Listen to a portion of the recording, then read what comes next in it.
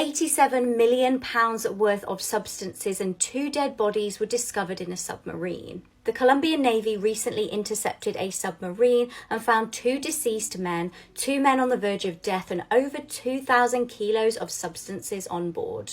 It's believed that the submarine had malfunctioned as it had a huge amount of water inside. The 2 survivors needed urgent medical attention, presumably due to the inhalation of toxic fumes caused by fuel issues. These narco subs are commonly used by substance traffickers, and the Colombian naval officers came across the boat while patrolling the Pacific Ocean off the coast of Colombia. I died after falling from the 5th floor while cheating on my wife. My name is McKevin and I'm a famous 23-year-old Brazilian rapper. In 2021, I was married to Dielene Bezerra. However, just 2 weeks after my wedding, I propositioned a top model named Bianca Dominguez to have a threesome with a friend of mine in exchange for $380. While we were in the hotel room with Bianca Dominguez, we had consumed a lot of alcohol and began doing what we had planned. My friend was supposed to join us, but at the last moment, Bianca changed her mind. In the midst of it all, I received a message from my bodyguard informing me that my wife was looking for me in the hotel. So, I went out onto the balcony and tried to escape by hanging from it, attempting to reach the room below to avoid being seen by my wife while I was naked. Unfortunately, I fell from the 5th floor while trying to make my escape. The firefighters arrived quickly, but I died from my injuries in the rescue vehicle. Perhaps I shouldn't have cheated on my wife. After watching this video, you might never go into the ocean again. Okay, so we all know how sharks are one of the most terrifying parts of the ocean. And it's a big reason people don't go in because they don't want to get attacked by a shark. But what if I told you every time you're in the ocean, you're actually swimming right next to sharks and you don't even know it? Sharks have enormous ranges and can cover great distances with ease, which means they can surprise beachgoers anywhere along the coast at any time. They can be seen in depths as low as 3 meters or 20 to 30 feet from shore, which is just crazy if you think about it. Most attacks happen in 6 to 10 feet water, but they rarely attack humans. But here's the video showing how close sharks get to humans when they're at the beach. And you might never go again after seeing it.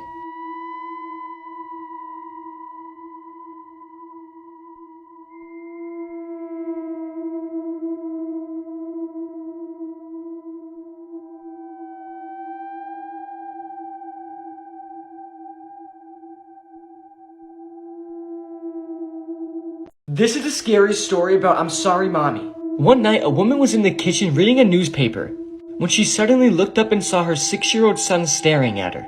She said, "Something wrong, dear?" "I had a nightmare," said the boy, "and I can't sleep." "Well, don't worry, you're safe now," said the mother. "I dreamed I was in bed and heard a sound in Daddy's room," he said. "And when I looked in the door, I saw 2 big black things with white eyes. It came out of the closet and it attacked Daddy." "Don't worry," said the mother in a soothing voice. "It was just a dream. It didn't really happen." The boy then continued saying they ripped him into pieces and then ate him after. "And they even licked the blood off the floor. I thought if I ran away they wouldn't catch me. But they did. They were going to eat me, but they stopped and said, they wouldn't eat me if I promised to..." "To what?" said the mother. "Promise to distract you while they creep up behind you." "I'm sorry, Mommy," said the boy as the mother heard the floorboards behind her creak. The boy then watched with enjoyment as his mother was ripped apart piece by piece, with a giant smile on his face. This man allegedly shot and killed a man before returning to his date inside a restaurant. Eric Aguirre from Texas was arrested after allegedly shooting and killing a man who was impersonating a parking ticket attendant. He apparently returned inside to his date and told her everything was fine. 29-year-old Eric and his date had parked their cars outside a burger restaurant. This is when a man called Elliot Nix approached them to ask them for $20 each to park their cars. It's believed that Eric went ahead and paid the $40 to park the cars. However, when he went inside the restaurant, he found out that this had been a scam. Eyewitnesses reported seeing Eric sprint out of the restaurant to his car and grab a weapon. He was seen chasing the fake parking attendant and shooting him. Eric was taken to the hospital where he was pronounced dead. Now, Eric returned to his date, but the pair decided to go somewhere else to eat, and according to court documents, the date continued well into the evening. He was arrested at a later stage and charged with murder, and his date voluntarily came forward a couple of days later to provide information.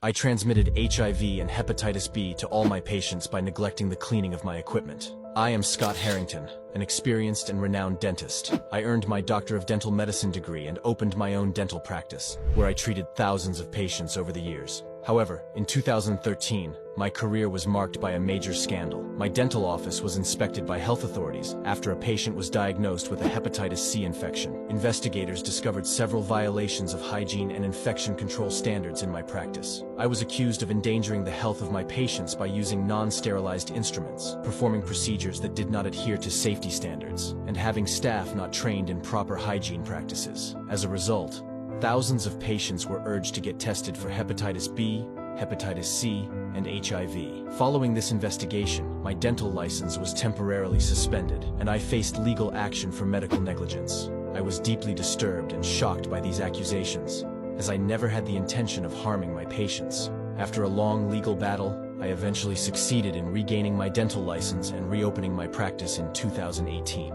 This ex-fashion model was found dead at the side of the road. 47-year-old Rebecca Landreth worked for years as a successful fashion model, and she was also a great violinist. She was a finalist in the 2014 Miss Manhattan contest and America's It Girl Miss Lady Liberty. On February the 7th, 2021, in Union County, Pennsylvania, her body was discovered. A PennDOT worker discovered her body on the side of the road, and she had gunshot wounds to her neck. She also had wounds to her head, chest, and hand. The police shut down the area as they searched for evidence. Her face was so damaged it was hard to identify her at first. Rebecca had actually become estranged from her family and was travelling around under a different name. She'd been hitchhiking with truck driver Tracy Rollins, and it was actually a note in her pocket that led police to him. When they found him, they found the murder weapon, blood evidence, and bone fragments. He'd shot her 26 times, and he said this was to ensure that she was definitely dead and no longer suffering. Although he had made a poor attempt to clean up the crime scene, he hadn't done enough to conceal his guilt. He admitted to this hideous crime and will spend between 40 and 80 years in prison. I saved my mom by stabbing my dad 4 times. The incident happened in France, in the Gers, when I was just 9 years old. Very often my parents would argue, and I was present numerous times during their violent disputes. But on the evening of May 4th, 2023, my dad went too far. While they were arguing very violently, he started threatening to kill my mom and became uncontrollable. When he took a baseball bat and began to hit my mom, I had to make a very difficult decision. I ran to the kitchen, grabbed a knife, and then rushed at my enraged dad, stabbing him 4 times. He stopped immediately, and my mom was able to protect herself. The emergency services arrived soon after, and my dad was seriously injured in the chest. However, they were able to do what was necessary to save him. After that, my dad was taken into custody for his repeated death threats towards my mom and the acts of violence he had committed against her. Since I was under 13 years old at the time of the incident, I'm considered legally presumed irresponsible under the French Juvenile Justice Code. So, do you think I did the right thing? This woman mysteriously vanished whilst working as a Lyft driver. 33-year-old Ella Goody disappeared on March the 9th, 2022. Ella from Louisiana had had a tough childhood but made some great friends in a home for troubled teens. From a young age, she looked after her disabled mother, and friends said no matter what she went through, she had a good spirit.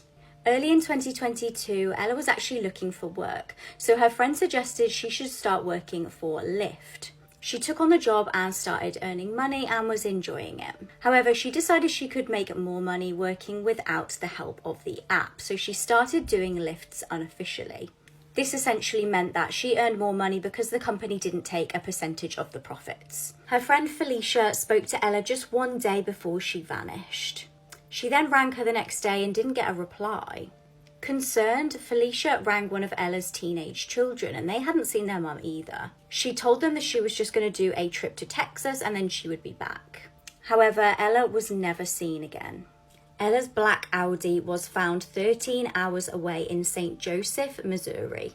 On May the 3rd, police stated that based on witness statements, it had been turned from a missing persons investigation into a homicide investigation. As of yet, Ella's body has not been discovered and nobody has been charged in connection to the homicide investigation. This college baseball player was playing Pokemon Go when someone walked up behind him and murdered him. And still, to this day, no one has been arrested for this crime.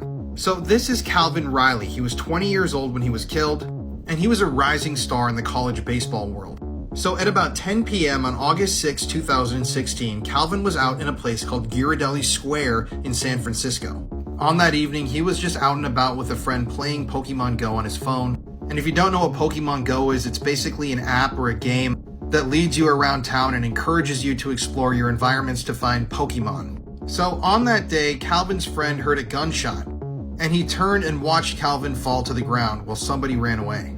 Now, what's really puzzling about this case is that Calvin wasn't robbed. He still had his phone and everything was still in his wallet at the time that he was murdered, so nobody knows exactly why he was shot. So some people, including Calvin's father, believe this wasn't a random killing, that Calvin had a hit on his back that night and someone had carried out this hit and murdered his son. Witnesses have also claimed that they saw a man nearby the park watching people as they walked around that evening. And Calvin's friend even said that they passed right by this suspicious man at one point. But nobody has ever been able to identify this person, and there's still no real motive in Calvin's death. I'm really hoping that this case gets solved one day because this is extremely tragic and it's puzzling. And there's a killer out there in San Francisco walking amongst people, and nobody knows exactly who he is or what he's done. Welcome to a new series called Celebrities with Cult Ties. Today we're talking about Tom Cruise, Scientology, and the girlfriend they basically held hostage for him. So in 2004, the Scientologists held auditions for a fake movie with the goal of finding a new girlfriend for Tom Cruise after his divorce from Nicole Kidman. Actresses would show up thinking they were auditioning for a real movie, but then be asked weird questions like, what do you think of Tom Cruise? That's how it was decided that Nazanin Boniadi was actually going to be Tom's new girlfriend. She was already a Scientologist, which they liked, but they made her do insane things. She apparently wore braces before she was dating Tom, and they made her take them off early. She also already had a boyfriend who she was planning on marrying, but they showed her recordings of his private auditing sessions in order to get her to break up with him. Auditing is like therapy coupled with Catholic confession where they ask you really invasive questions. I would know. I got audited one time. For the first 3 weeks they dated, she was not allowed to see anyone, not even her parents. And if she said something Tom didn't like, he would send her to get audited. It was reported that she would spend up to 3 hours a day with auditors purging her negative thoughts about Tom. The relationship was really short-lived because she actually ended up offending David Miscavige, the head of the Scientology organization, while she was dating Tom. And they sent another Scientologist to break up with her on behalf of Tom because he couldn't even see her. After that, they sent her to Scientology jail down in Florida, where her punishment was to scrub bathrooms on her hands and knees with a toothbrush and to dig ditches in the middle of the night. Nazanin went on to leave Scientology, and I imagine is living a much better life for it, but this gives a lot of context to his other relationships. We're talking about celebrities that have ties to cults, and today we're talking about Elvis Presley and his time at the Self-Realization Fellowship. The Self-Realization Fellowship is a non-denominational spiritual hub in Los Angeles that focuses on meditation and yoga, and Elvis would get pretty involved with it whenever he'd come to LA. Actually so involved that he became friends with the president, Daya Mata, and even told her that he wanted to start his own commune and eventually become a spiritual leader within the organization.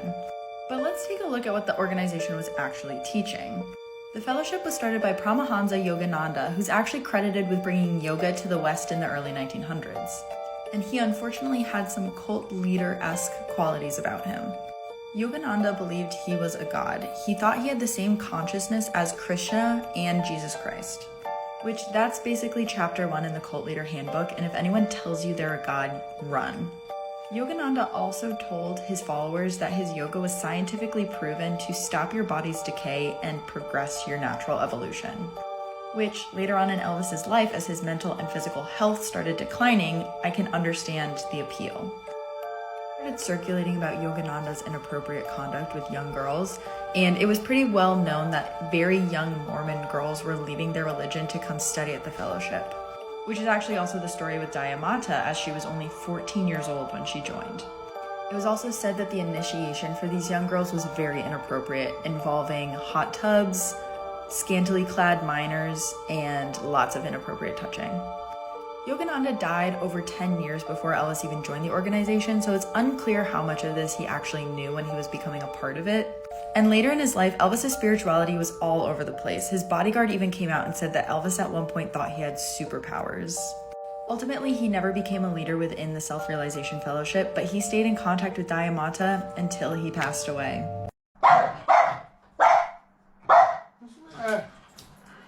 What?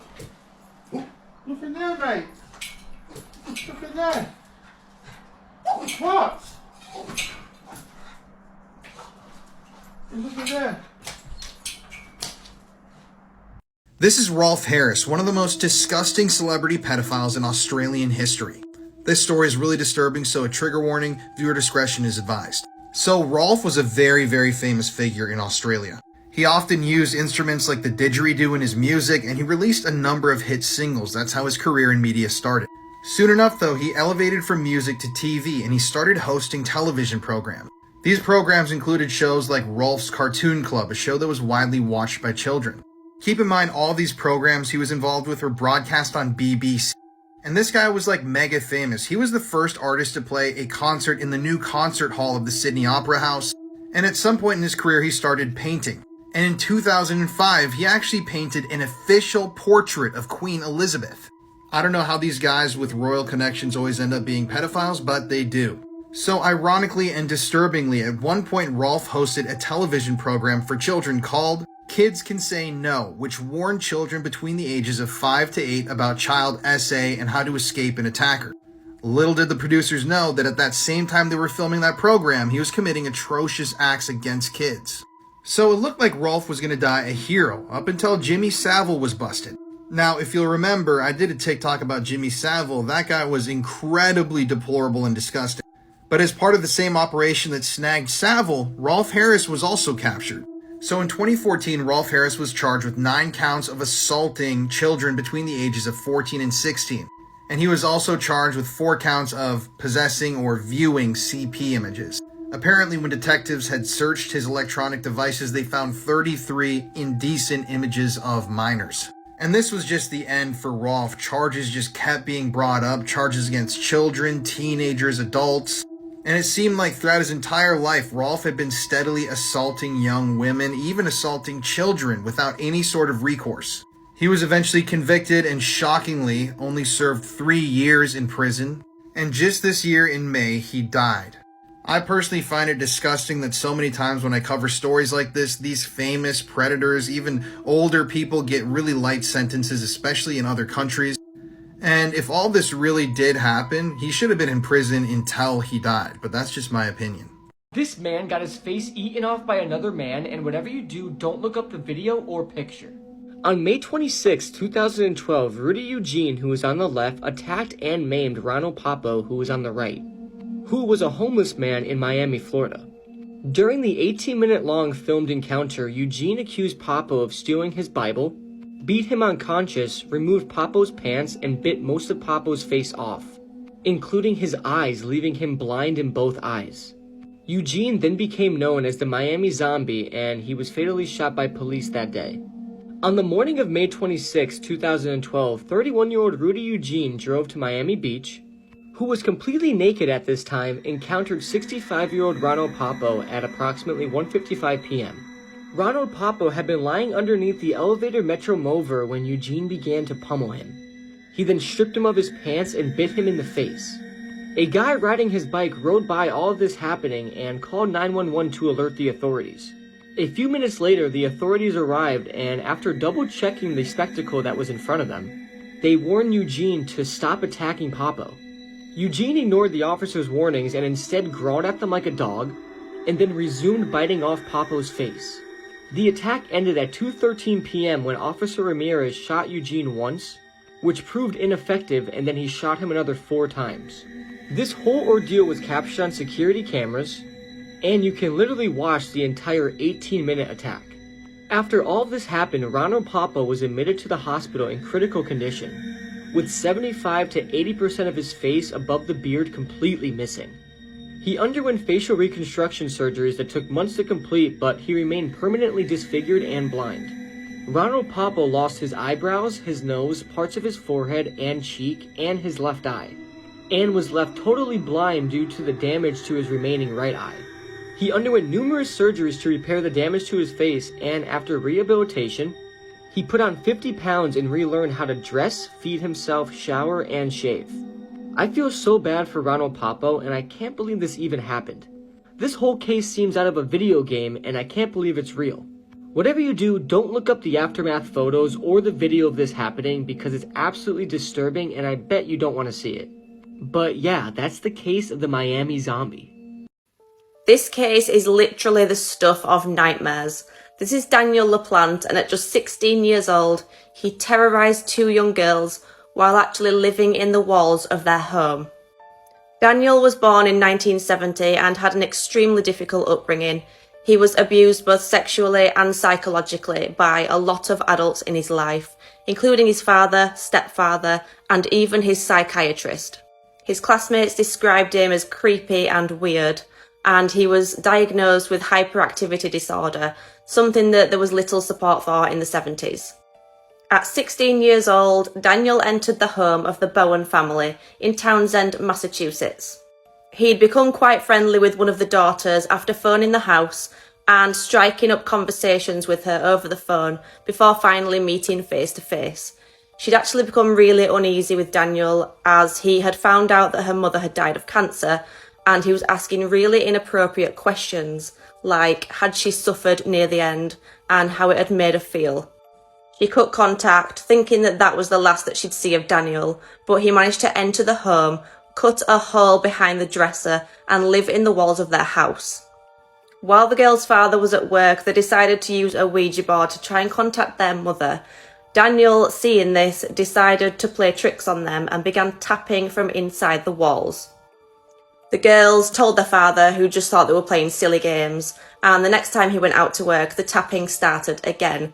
This time they found a message written on the wall in what they thought was blood, saying, "I'm in your bedroom, come and find me." It completely freaked the girls out. They ran across the road to a neighbour's house, who then called their father, and he came home and again thought it was the girls playing tricks. Shockingly, this went on for almost a year before finally the father came home one day to find the house completely ransacked, and Daniel was standing in the corner of the room in the mother's wedding dress with makeup on his face and holding a hatchet. The father managed to chase him out of the house and he went missing. Daniel was eventually found, but he was only given a light sentence for breaking and entering, and he was soon released. This is where the story gets even more horrific. On December 1st, 1987, Daniel entered the home of the Gustafson family. Priscilla Gustafson, who was actually pregnant with her 3rd child, was raped by Daniel and then shot multiple times at point-blank range. Daniel then turned his attention to the 2 children in the house, 7-year-old Abigail and 5-year-old William. They were both drowned by Daniel in separate bathrooms. The father then came home from work to find his whole family murdered. It didn't take the police long to link Daniel to the murders, and a manhunt began, and just 48 hours he was spotted by a member of the public, who recognised him from a police photo, and he was found hiding in a dumpster. A hair belonging to Abigail Gustafson was found on Daniel's clothing, and it confirmed to the police that they had their killer. A year later, Daniel was sentenced to 3 life sentences for the murders of Priscilla, Abigail and William. This is Daniel now. He's appealed his sentence multiple times and it's been denied every single time, and he still remains behind bars. This is one of the worst true crime cases I ever covered, and this is a massive trigger warning. In 2007, the boy on the right named Gabriel Kuhn, who was 12 years old, was killed by Daniel Petrie, who was 16, and on the left. Daniel Petrie and Gabriel Kuhn became good friends and began playing an online role-playing game called Tibia. At one point of the game, Gabriel asked Daniel for 20,000 virtual cash to clear the stage. Gabriel borrowed money from Daniel to use in the game and then refused to pay him back. Gabriel then blocked Daniel on everything, and this made him furious, and he went to Gabriel's house to pay him a visit. A couple of days before the murder, Daniel called the home phone of Gabriel and his mom answered. She explained that she would be out of town and that her son would be home alone if they wanted to play, completely unaware of the boys falling out.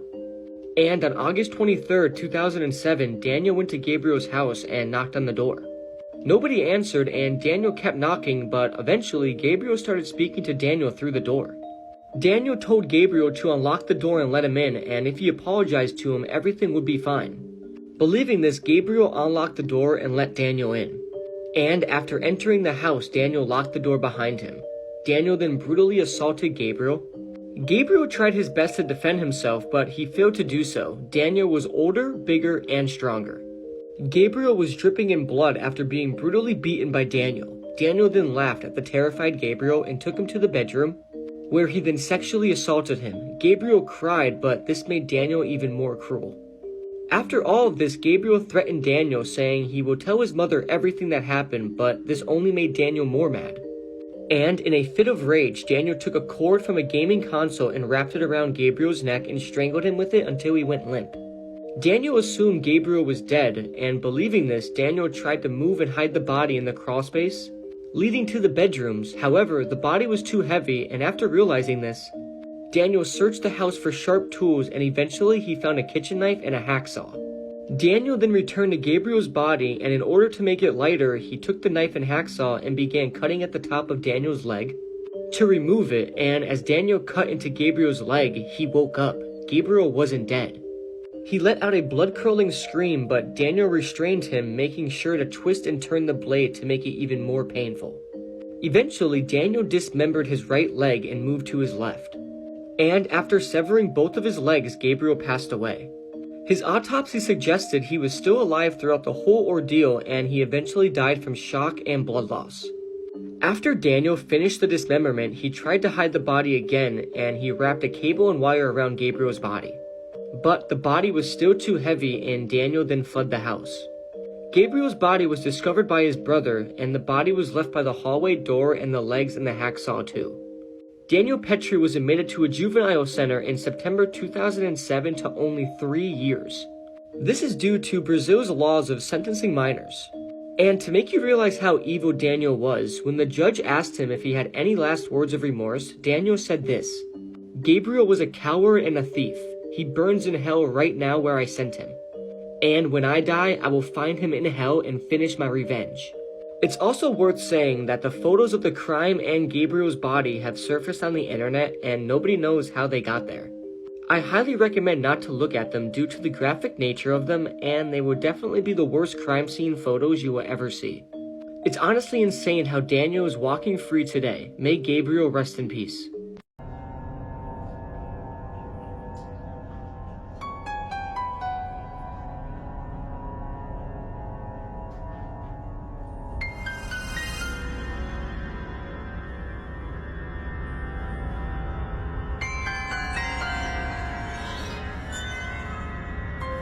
There has been an absolutely horrific murder this week that was live streamed on Instagram. This case is extremely disturbing, so please be warned before watching. On Friday, 12,000 people watched a Bosnian bodybuilder kill his wife on Instagram Live.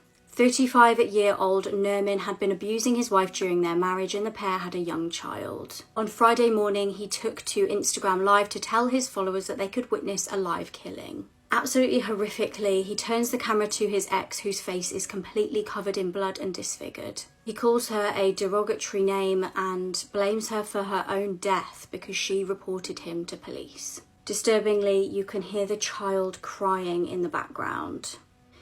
He then tells his followers that he's the child's father and his ex had hidden the toddler from him for over a week and reported him to police for DV. So, in my opinion, yes, she's taking steps to keep her and her child safe from you. After shooting his wife in the head on Instagram, he then goads his followers saying, "Someone come and save the child." A police chase then began and he went on a shooting rampage. He continued to film and tells his viewers that he's killed 2 other people who actually turned out to be an innocent man and his young son. He also wounded a police officer, another man and a woman while on the run. He ended up unaliving himself on the same day.